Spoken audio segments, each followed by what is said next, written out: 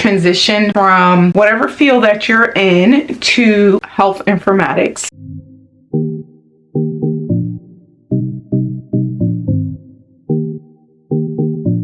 Hey guys, welcome back and welcome if you're new to this channel. On this channel, I share all things beauty, lifestyle, and skincare.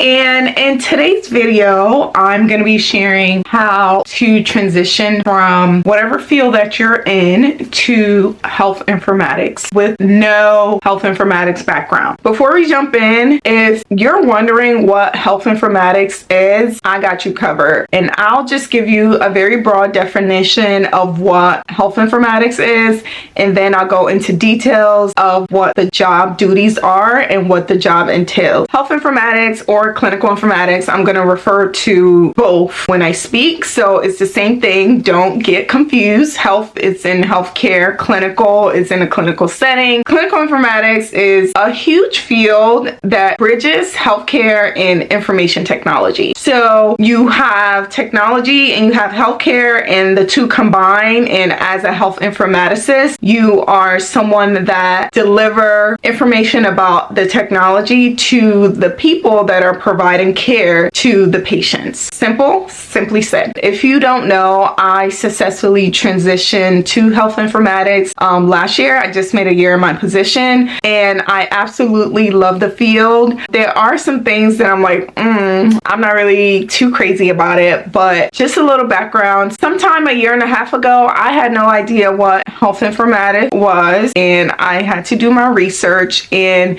actually being in the field, I understand it a lot more than what research says about the field. First thing first, you want to assess your background. And what does this mean? Assessing your background meaning what skills do you have? What skills can you transition from your current field to the health informatics field? I'll give an example of mine. So I have a social work background. I got my bachelor's and I got my master's in social work, and I'm a licensed social worker. If you are a social worker, or you know what social worker do, you know we do a lot of helping, assisting, finding resources, educating, a lot of those things. And I feel like a lot of those things are skills that I was able to transfer or transition successfully in my position as a health informaticist. Some of the duties of a health informaticist include educating, which is a huge one, and educating meaning you will likely be doing a lot of training, a lot of presentations at meetings, and like I said, educating. So you're going to be educating the staff members a lot. I do want to point out that you have health informaticists that work at clinics, outpatient settings, and you have health informaticists that work at the hospital. And you also have various positions in the informatics field. You have nursing informatics, you have pharmacist informatics, you have a manager informatics. Those are just to name a few. For me, I have no nursing background, so my title is clinical informaticist, and I support clinics, and sometimes I may support the hospital. Also, you may have to get credential or certified in the particular application or software that your company is using. As for me, I am credential. I'm not certified. I'm credential in Epic Provider. Let me say that again. I'm credential in ambulatory provider and ambulatory clinical. Currently on my way to be credentialed in another specialty because the need is growing. I also want to mention that our duties, or health informaticists, they also do some data analytics depending on where you work. As for me, I do very little as far as running reports and translating those reports to people that request the reports, or helping people understand that report. So the data analytics part is very minimal because, like I said, based on where you work. A huge part of my role include educating, training new staff. Other duties that a health informaticist would do is is creating job aids, testing out new system or new implementation, new software that has been upgraded or implemented at an organization, then educating those users who will be using the software on a daily basis. And also working on projects. Depending on your organizations, there are a lot of projects, and also depending on your position. Back to assessing your background, what soft skills and technical skills, because you may be someone who is technically savvy in simple things as far as connecting a printer, connecting to the network, basic troubleshooting, remoting into someone's computer, understanding basic technical skills. So those are really important. Next, I would say education and certification. So based on your education, if you have a business background, if you have a communications background, having some kind of education, higher than high school will definitely be a plus, because like I said, my bachelor's, my educational background is not in informatics, is not in information systems. It's, you know, a completely different field. And because I have that knowledge, I have the skill set to communicate, I know how to assess situations, I know how to organize, I know how to prioritize things, I know how to work on different projects. So that is very important, having some sort of education or training. And also certification, educating yourself. So earlier I talked about basic troubleshooting, I talked about technical skills. There are a lot of free resources out there that you can teach yourself. I know for me, when I was looking into this position at the time, I was working on a cybersecurity plus certification. Now, this had nothing to do with the current position that I am doing. I didn't need that certification to get the job that I currently have, but it just so happened that when I got the certification, a few months later, I got the job. Currently, I am still in that role where I train people, I work on projects, not really on the security team. But in the long run, I can use this knowledge and background that I have to transition into another position that I would, you know, do if I wanted to transition to another position. Learning how to remote into someone's computer legally, just understanding basic troubleshooting skills. Like, you want to analyze something, figure out the problem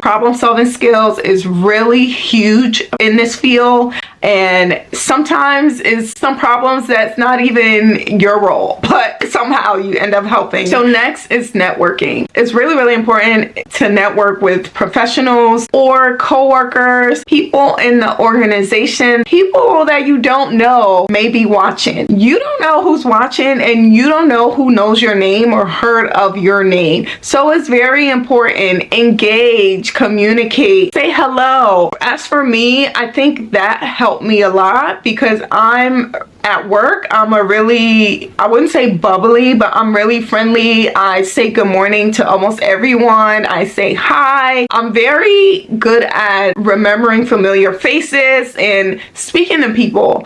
And also because I feel like I was really good at my job, and a lot of people knew my name. So when they heard my name, they knew my work ethic. I think that was one of the major reasons why I was able to secure the job, because the first thing that the medical director said was, "Didn't you win Employee of the Month?" And I was like, yeah, that was how many months ago?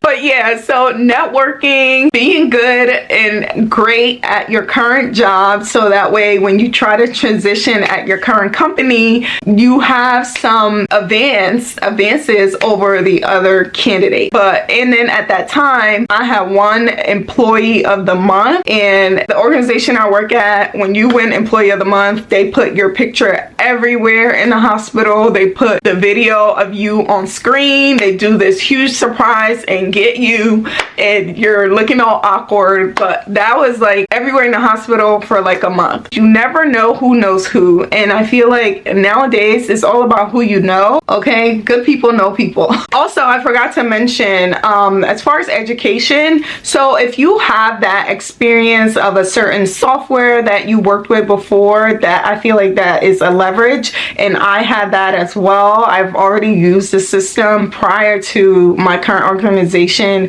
transitioning to that system, and Epic.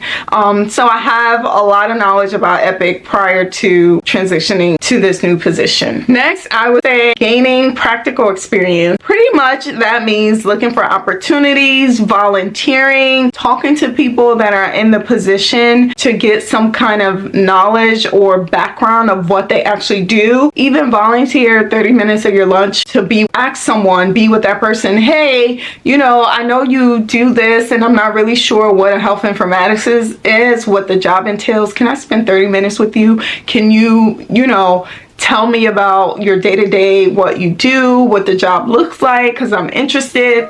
So that's how you can gain practical experience. I volunteered to be a super user when we transitioned to the software, and I also volunteered to help out a sister hospital when they transitioned over to Epic. So I volunteered, I went to a different state, and all of that was paid for. And I would just go every morning like my regular shift and help those staff members with whatever questions that they had. Next, I would say definitely tailoring your resume to the position that you're applying for. If you come from a completely different field, you want to tailor your resume to the position you're applying for, meaning looking for keywords. So I emphasize words such as training, because I was responsible for training new social workers that was hired, and I also helped train a lot of social workers. So that's good. It shows that you can educate and you can teach people how to do things. Search keywords that are similar to the current fields that you're in and reword your sentences. Look for other resumes out there. Look for a basic health informatics resume and tailor it to what you currently do. Transition those skills that you have. Apply it on your resume, which could possibly help you get the job. Lastly, you want to search for the job. Apply. Do not give up. It may seem like it's a lot. It may seem like you're applying to many jobs and no one is calling you, but you never know. And when you do get that interview offer, when they offer to bring you in for an interview, take it. Do not discard the interview, because you want to know what questions they're going to ask you. If they don't accept you for that job, you'll be better prepared for whatever job that you apply for in the future. So definitely apply, because you never know until you do it. Okay, those are all my tips on how to transition from whatever field you're in to health informatics. Like I said, you do not need a health informatics degree to get into health informatics, especially health informatics specialist or clinical informatics specialist. As far as nursing informatics, you do need a nursing background and your nursing license. And with applying for jobs, I want to say keep in mind that the job postings, that is just a wish list of the company. So you never know what that hiring manager is looking for. You never know what that recruiter is looking for. Talk to the recruiter. Make sure you do your research to get the basic understanding. Like I said, technical skills, basic technical skills, troubleshooting, problem solving skills will get you a long way. And I feel like having a lot of patience. That is it for this video. If you have any questions, and detailed questions, feel free to comment down below. Send me an email. We can chat. If you haven't already, make sure to hit that subscribe button so you don't miss another video. I hope you guys have a prosperous new year, and hope this 2024 brings nothing but joy, peace, and happiness. Bye.